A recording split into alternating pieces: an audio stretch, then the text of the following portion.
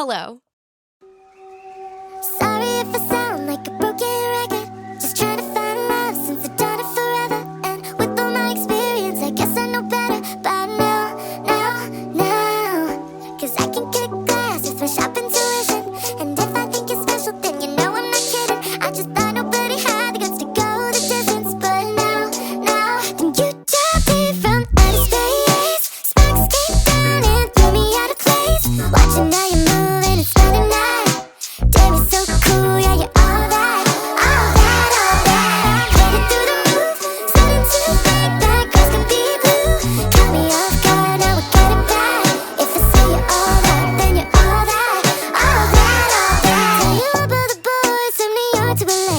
The shit and dirty details got you laughing all day. Oh yeah, we're speaking in a secret codes. Turn my exes into inside jokes. Playing bass in the bands or out of spinning the tracks. Say they're too busy to call until they're calling right back. Delete their voicemails. Together, babe, I could do this forever.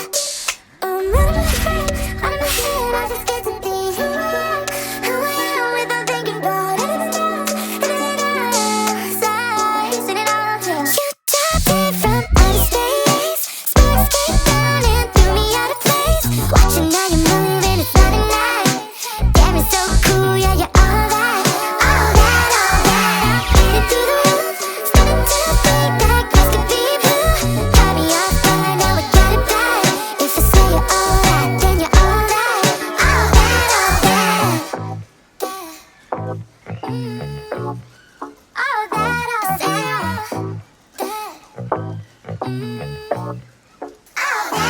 that. 2024 turned out to be way more transformative than I expected, and we're going to talk about it. I've never done anything like this because just talking to the camera seems really daunting, but I realize that all I have to do is just hold a microphone, and now I feel like I can say anything. I assume if you're watching this, you probably know me, but in case you don't, and you're like me, and you like watching strangers' recaps, my name is Emia, and I'm a musician living in New York. I am a singer-songwriter and producer, and I think I have a fairly interesting life. So strap on. I think you're gonna really enjoy this. We gotta have some structure. The videos can be divided into 3 parts. Part 1, my happiest memories, all the big things, all the things I want to celebrate. Part 2, all of the challenges that I faced and the big things I learned. And part 3, everything that I'm really excited about and hopeful about. So let's get started. I feel like such a YouTuber. Part 1, happy things. In no particular order, even though I'm like counting down, like I'm just like doing that for anticipation. It's not really in any order. So number 10 was being Audio Technica's Creator of the Month for June, my birth month. That I was like, wow, I am really cool. Audio Technica is like a brand that I've used forever. Like since I started making music, I've used their headphones. And to be able to be featured like that is super cool. Also, the thing that was really especially cool about that, the story, is that the person who made this all happen was at this show that I played, this set that I played in LA at NAMM in this hotel lobby 4 years ago. 4 years ago. And she was there and I guess has just been keeping tabs on me for 4 years. And this year I started posting a lot more reels and TikToks, and some of them I was wearing the gear, and I didn't really know who was like finding my videos, but Audio Technica started just like reposting some of my reels, and then she reached out and she was like, hey, like actually like I know you from NAMM, and now like I get to say that now we know each other and now this opportunity came up. So you just never know what little thing is going to like lead you to something bigger. So that's why this particular thing is like so exciting for me. So the Audio Technica thing. Number 9, shooting movie about us, which is an amazing video. You should check it out. But it was so important to me because Movie About Us, I feel like all artists have like a song that they're like, nah, this is the song. This is gonna put me on the map. I started writing it in 2020 and I finished it in 2021, and I didn't release it until 2024. When you don't release like a really important song, it almost feels like that things just don't feel resolved. And so when I was finally like, we're gonna do it, we're just gonna drop the song, it was so important to me to make sure that we get the music video right. And at that point, I already felt exhausted for making music videos for Super Fun Party Girl, The Edge of East Village, Studio Apartment. I knew that it was important, but I knew that it had to feel like sustainable and easy for me to make. But it also needed to be a spiritual moment because it's me and I need that. So I came up with this idea of like, it's very eat, pray, love. I'm going to be this like bride whose groom doesn't show up. So she has to go on this like soul searching trip, which is also like an excuse for me and my friend Brittany to go on this like girls trip. So we shot everything backwards and we went to Beacon and we stayed at the Swan Inn, which is this the cutest place, my favorite place ever. We just shot everything. I have no problem just doing crazy things in public and just getting the shot and moving on.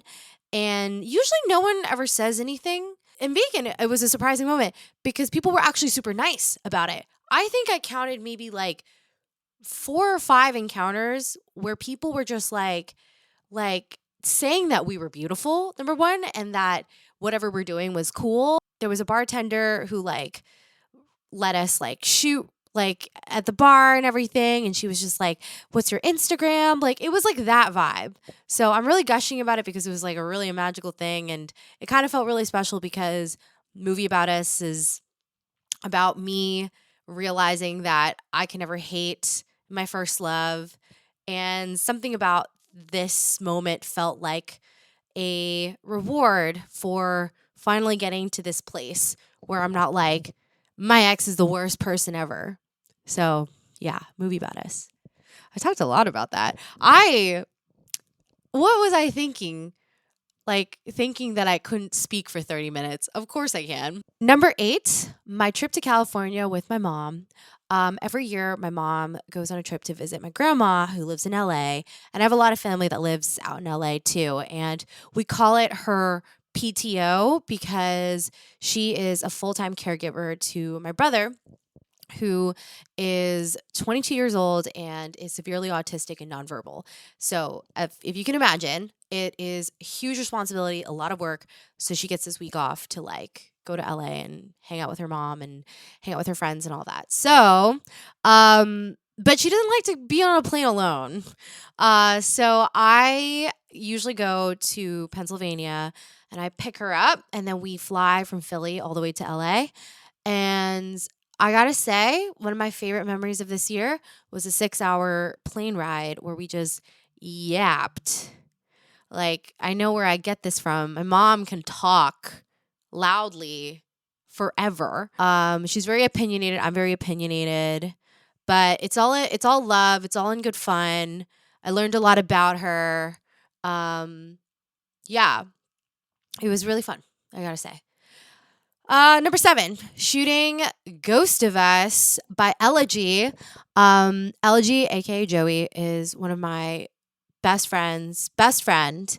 And we wrote the song together and he asked me to help creatively direct his music video, which he is the mastermind of it. He created all the visuals, like all the 3D animation, and just like, this is his thing. I'm just there to encourage, and also while on set, I had my Greta Gerwig moment, and I was just like yelling directions. So that was my job, really, and we got to do it with Sarah, Rich, and Brittany. So the dream team, and it was just one of my favorite days ever. Okay. Number 6, seeing Avril Lavigne for the first time.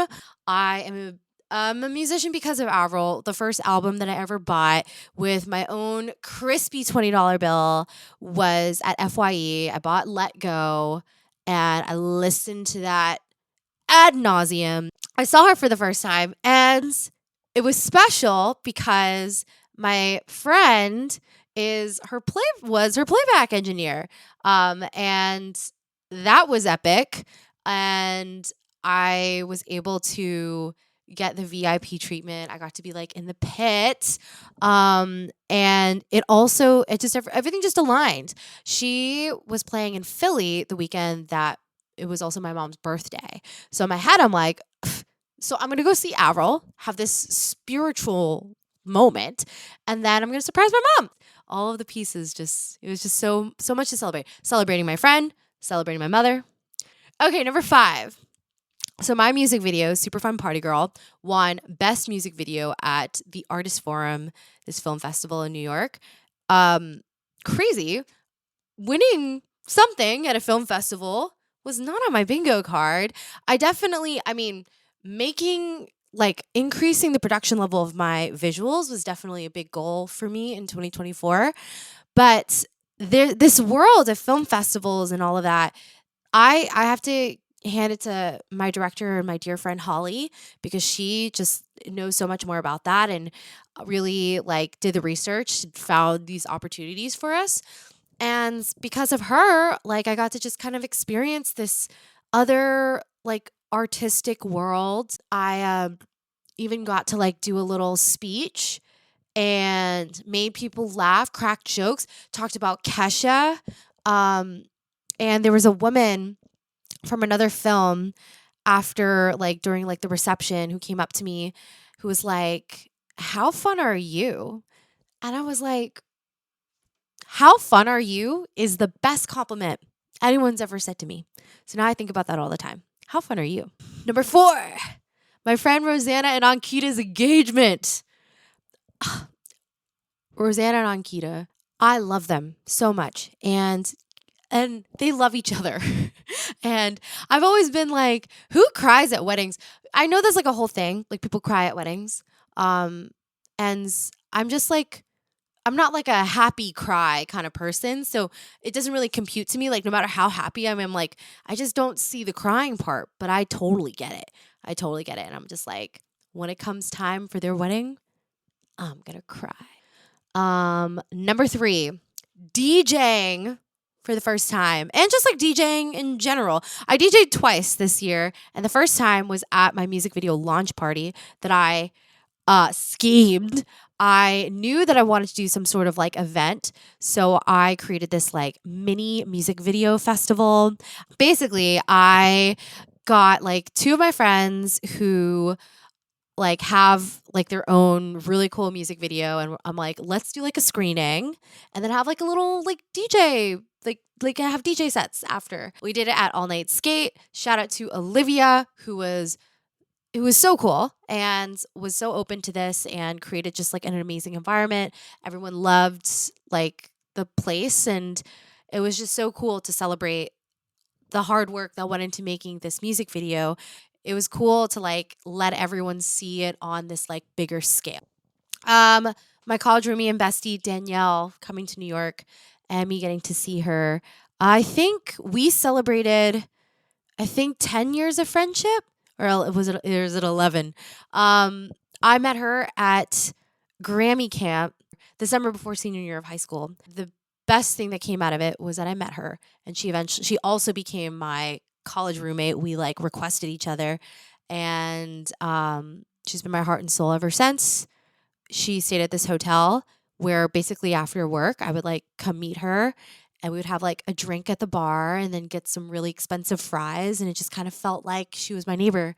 And what a dream it is to live next to your bestie, you know? Number 1, I did a crazy thing. I reached out to someone who I have not spoken to in 3 years, and it was terrifying. I'm still processing everything that happened, but it was very, very important for me to do because I wrote an album about it, and there's going to be at least 13 songs. So there you have it, my top 10. I don't know what else to say about it besides every one of these memories is a true gift, and I could not have predicted any of this. So there we go. Part 2, the challenges. Okay, number 1, I took the LSAT. A part of my lore is that in high school, I was speech and debate royalty, essentially. Look it up. Anne Lay, original oratory, 2013, 2014. I really crushed it, I think. This has always been a part of me that I feel deeply connected to as well. And the second part of it is it's definitely a thing that I definitely have felt more motivated to do it the older I get. Things get real, okay, when you can't speak and you need a lot of support and you're 22. It really does. So I just want to be smart. I want to know all the things. Like, what are the ropes? What's the language? So I'm heading straight in there, folks. Fun fact, I took the LSAT for the first time the day after my music video launch party. And if that's not Hannah Montana, Miley Stewart meets Hannah Montana, but the late 20s version, I don't know what is. Number 2, I'm not going to do a lot of things anymore. I'm going to say no. I'm going to say no to myself. Here's the thing. I'm the one putting myself, I scheme a lot of things. So I usually put myself in a lot of situations that's really, really stressful and puts all the responsibility and work on me because I want to control everything.